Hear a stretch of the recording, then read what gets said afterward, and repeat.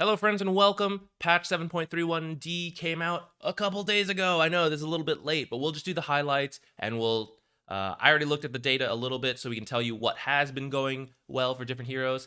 But sorry, I was moving, so I've missed a lot. But I'm back. Great to be back. Let's get into it. Marcy into captain's mode. Let's get back to her later because she actually has a change down there. But you'll see a lot more Marcy in pro games, and so I think that'll help develop her pub builds a little bit more. Roshan change just makes it harder for Venomancer and Shadow Shaman to kill Roshan. They can still do it, but they just need a bit more help. And then this is the Doom nerf. We're not going to read through everything. A lot of these are number changes, which just like minorly buff or nerf different items, different heroes. But we'll just talk about the big ones. So Null Talisman, this is very specific to Storm Spirit. Overall, the math works out where this is probably better for the majority of heroes, where you don't really spam that many spells and you probably have more mana pool issues. Mana cost reduction is really good when you have high mana regen and when you cast a lot of spells because they're low cooldown or it's just the way your hero functions. Max mana is better when you have expensive spells, when you have poor regen, and when you don't cast that many spells. So more people fit into this later category, and they will actually get more mana. For example, if you have a 500 mana pool, 3 extra mana is 15. Whereas if you had a 200 mana cost spell, or maybe all your spells in total cost 200 mana, then using them all, 4% mana reduction only saves you 8 mana. So that single instance, max mana is better. But then that's where we go back to that idea. The more spells you cast in a certain period of time, you would then build up more mana cost savings, which is why if you had mana regen, it was really good. Storm Spirit was the worst offender of this. Spam spells, they're not that they're that cheap, but they're like on the cheaper side. He would buy other mana regen items, so it fit him super well. Max mana, not as good for him, but better for quite a lot of other heroes, I would say. Not that they didn't like mana reduction, they still liked that too, but they'll get by with max mana, whereas Storm got really hurt by this. Maybe you'll see more ODs. I haven't seen it quite yet myself. Healing Salve. Okay, this is the big one I really want to talk about because this is probably the biggest change in the patch to me. It's great. We don't have to buy salves for carries anymore. You can, but it's not as good because it's half the duration on allies, but it's cheaper now too. So 110 gold was really awkward because you would frequently be unable to spend all your gold because there's not a lot of things that are like 40 gold, like weird numbers like that. So you would end up with like 40 extra gold at the end of all your spending, for example. It's 100 flat now, which means not only is it cheaper, but you actually have access to that 40 gold, for example, that you may not be able to have spent before.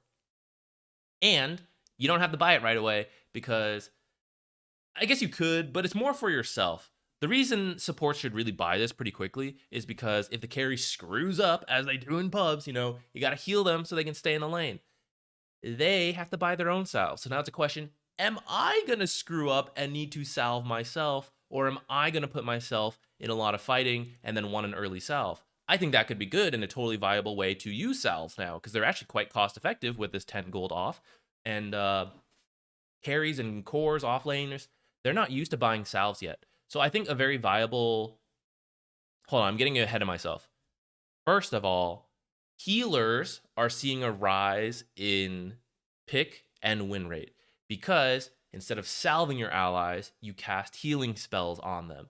So you're seeing a lot more healers picked up now. What I think the flip side of that, which is what I was getting ahead of myself to, was here's like Lich who spammed 3 mangoes to burst and harass someone and they survive with like 100 health.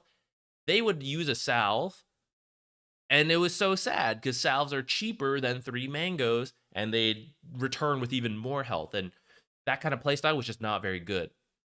But now that if they have their own salve, they could still do that. But many cores are not used to doing that still. And so I think you could pick Lich, burst a ton of mana on the offlaner, and then they're just sad because they have tangos. But it takes a long time to heal it from tangos. And in that time, you're going to continue harassing to keep them low. And they can't just like step back and salve. They have to now buy a salve, get it ferried out, use it. They're not in that habit yet. So If you wanted as Lich to buy like some mangoes and a salve for yourself, play very aggressively, get both of you down to 100 health, and then you're like, I still have a salve for myself, and you're not used to buying salves yet. Check their items to see if they're doing it. But if they don't have one, you can take these very aggressive trades and then just salve yourself, and you're good to keep going, but the enemy is not. So in that way, you take the pressure off your carry so that they don't have to, they're still not buying their own salves, but since you focus all the attention on yourself and salve yourself, I think this is going to be the new way to use salves and a new play style rather than supports who depend on their carries to help and then you salve them up. I think both supports and carries are more likely to have like natural healing, or offlaners as well, natural healing to deal with this healing salve. Okay, BKB nerfed. You might see more heroes who don't have to build BKB. I don't think this shifts the meta on its own. Many people will still have to buy BKB, but some heroes don't have to. And so like you'll see those picked a bit more. In pro games, in pub games, you don't even see this item bought in some of your brackets, and a lot of people don't even adjust to the draft, so like who knows, right? Most of these rest of the changes are just small changes. The last thing I want to mention though is Wraith Pact. Many of you are probably wondering like, oh, it's a busted item last patch, is this too much to it? It makes it easier to punish people building Wraith Pact because it's easier to kill and you get more for it. But Wraith Pact itself still offers quite a lot, and so I still think it'll be a good item. If you think it makes sense for your team, go ahead and buy it. I think it's good. Revenant's Brooch as well, just a quick shout out to that. It's looking better. I think people will slowly start to build this. Anyways, hero changes. So we're going to skip over most of these. Let's just mention the broken ones. Chaos Knight, broken before, has a worse damage in the laning stage, so now he can't just like win lanes right away by throwing out spells, which is good. He was too strong. You can still play him. Still a viable pub hero in my opinion. Just have to be a little more careful. Those first couple levels is not so easy to get kills. Don't go like crazy. You have to be like a little slower. But he does have innate lifesteal. He's still a high tempo hero, and so I think he's still good for these changes, especially with like that salve change, for example. Clockwork, 2 times damage to creeps. That's crazy. Clockwork's never had a good way to farm, and Chaos Knight, for example, came into the meta because Chaos Strike started doing extra damage to creeps. So Clockwork is now getting that treatment. As a support, I don't know how busted it'll be. As a core, I think you might see more Clockwork experimented with that. But even as a support, it's nice. Battery Assault maxed first is not that uncommon, and that's now pretty much enough damage to farm one camp on its own. One spell for a camp is pretty good. So, yeah, Clockwork looking good. Crystal Maiden, I know there's been a lot of memes about this loss in strength, but I actually think these buffs to her are good, and I think the salve buff is also good to her.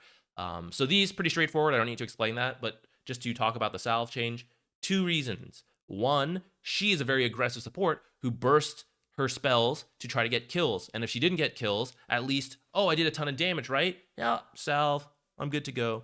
And for Crystal Maiden, who had to spam mangoes, it was very like sad. Now her passive made it a little easier on that, but she still had to buy mangoes. Now they're less likely to have salves, so that's good.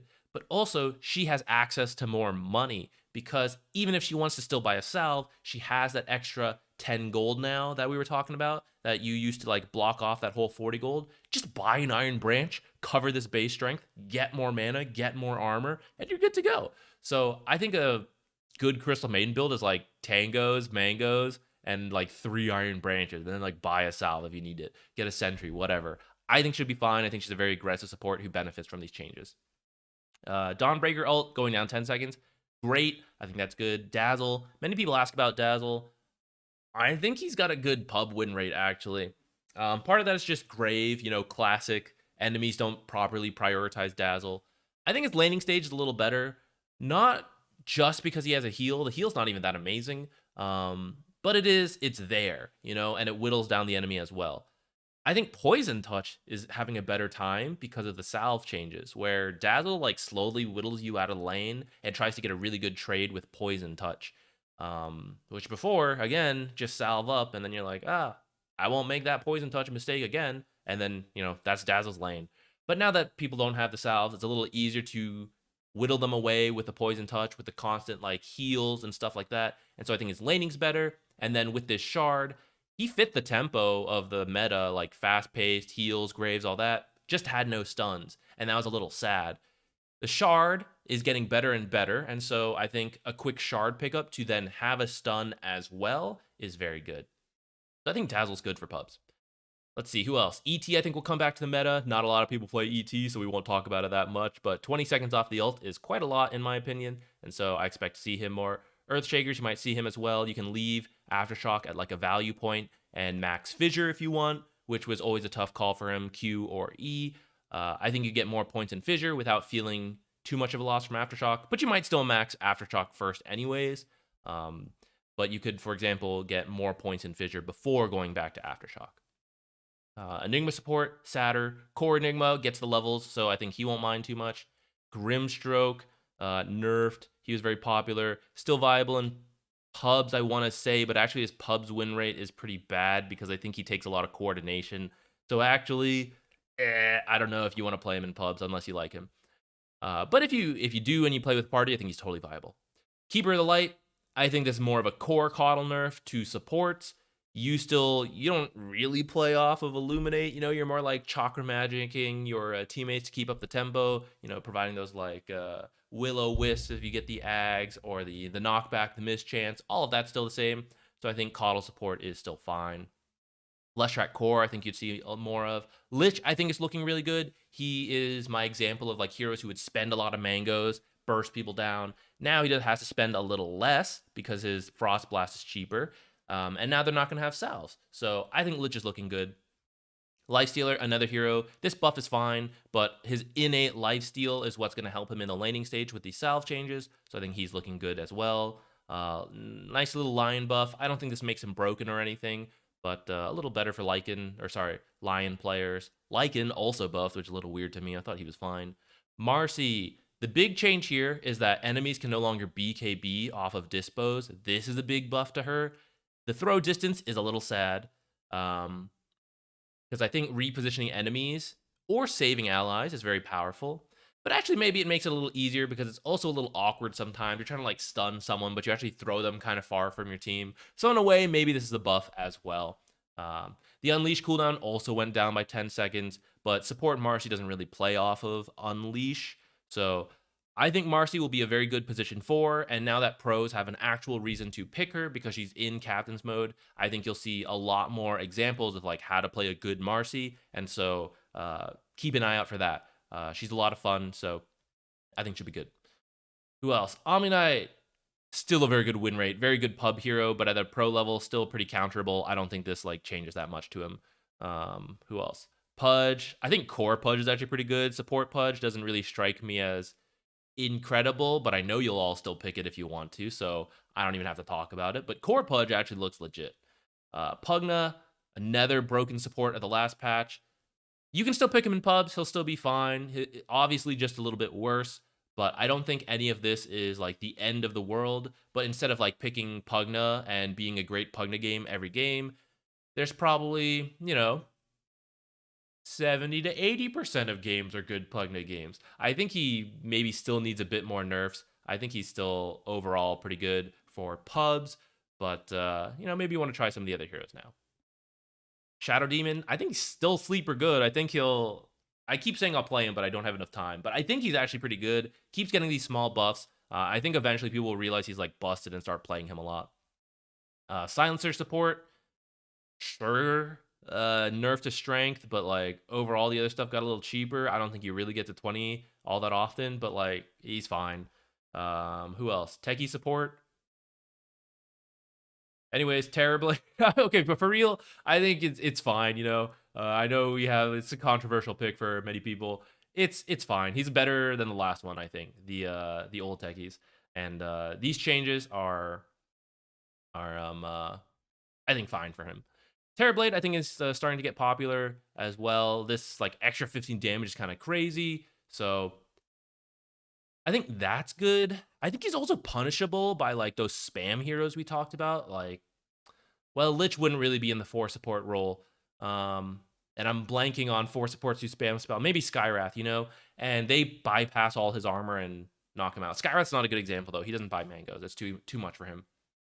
But I think I don't know. I'm blanking on who the 4 support would be, but I think they can deal with Terrorblade potentially. But I still think he's pretty good. Let's see. Tinker support? Nah. Tusk support looks good. Some buffs to him, fits the meta. Venge, 2 damage. I think that's fine. Warlock's another one people ask me a lot about. In pubs, I think he's good because your pubs tend to go long. They drag out. Warlock's really good at those games. They play slower. People aren't good at coordinating. Warlock is fine. Overall, at the pro level meta, I still think Warlock is a bit slow. Even though the heal is now very good with the salve change, Chaotic Offering is just such a long cooldown. The current meta is not really about picking strong team fights and only taking them every few minutes. It's really about this high active tempo. And although the heroes and the items that will be picked and built are different, I still think that is the overarching trend. Although it has slowed down a little bit, in my opinion, now that heals and stuff are becoming a little more popular. But Warlock is still too slow to me, in my opinion. I will be happy to be proven wrong. I think he's kind of cool. Actually, I think he's just very chill. You just sit in lane, you heal, you poke a little bit. Pubs, that's good. The higher up you go, I still am not that sold on him. Someone I am sold on is Witch Doctor. His ult keeps getting lower. I think he's had repeated buffs in the past. His Q does extra damage to creeps. So I think Witch Doctor will pop off pretty soon at this rate. I think he's also looking good. The Zeus support, I don't know, sure. You need a coordinated team. It's pretty memey, in my opinion. Weaver support, I think, mild buff to him. I think if you wanted to play Weaver support, this doesn't change that much about it. This is more to Weaver core, in my opinion. And then Wind Ranger, still viable as a support if you want to play it. So that's it. Yeah, I don't even know if I need to do a summary. It's like a 16-minute video, so you probably haven't really forgotten it all that much. But I know some heroes I didn't mention on here, actually. Here, we'll end with this. I'm still playing, like, these heroes. I still think Trian and Jakiro are very good. Trian especially because he has the heal. And then what else? I mentioned all these. Oh, I just like Venomancer. I thought his, like, slow harass style would be a little stronger without salves. And I managed to win the game I played, but it wasn't a very good performance. I don't have much data on this. I just like Venomancer, so I don't know how legitimate that is. Okay, so that's it. That's what we'll end on. The final emphasis being that I don't have to buy salves for carries anymore. That makes me so happy. Woo! Okay, see you guys. Thanks for watching, and then we'll get back to more videos now that I have moved and we're all set up. See ya!